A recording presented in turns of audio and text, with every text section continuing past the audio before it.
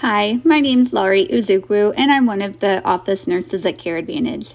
Today we're going to be looking at what you're supposed to do when you have two back-to-back shifts whenever it comes to your documentation in eRSP. So if you'll look at my screen here, I have the same client back-to-back. So I have Briella Maltese from 8 a.m. to 4 p.m. and again from 4 p.m. to 6 p.m.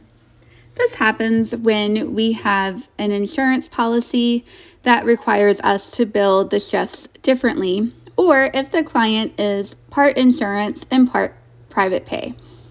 Regardless of the reason, we have to document completely on both shifts, and the documentation should generally match. So for Briella Maltese and her first shift, which I just tapped on, I've already charted everything that she needed. Just waiting on it to come up. So as you can see, up at the top, it tells me that the requirements were met for clock out. So now I'm going to go back to her other shift. And here I need to look at both sets of documentation again, because even though I've already documented on the prior shift, this one also has to be done. So first I'm going to look at care notes, and I'm going to do the Care Advantage questions. We're going to just pretend. So Briella Maltese today did not have any changes that we're worried about. So we're just going to say no to everything.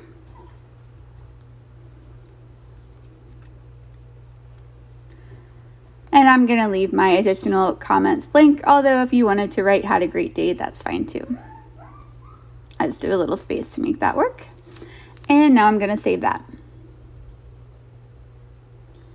So now on my second shift, that part has been done. I'm going to go into activities, and I'm going to document on her activities the same way that I did the first shift. So I did a lot of this during her primary shift earlier today, but I'm still going to mark off that we've done it. The only thing that I'm going to change is that dinner was listed here as PRN or as needed. So it's down here under per request. Because I'm here later, I'm going to go ahead and indicate that I completed dinner today on this particular shift, but everything else that I did on the earlier shift has already been checked off. I hope that helps. I'm going to hit save. Oops. And if you notice, I haven't met my requirements to clock out yet. So I'm going to scroll down and find my other missing documentation piece. Over here under hobbies, we did her PT exercises earlier this morning. So I'll mark that off as well. Hit save.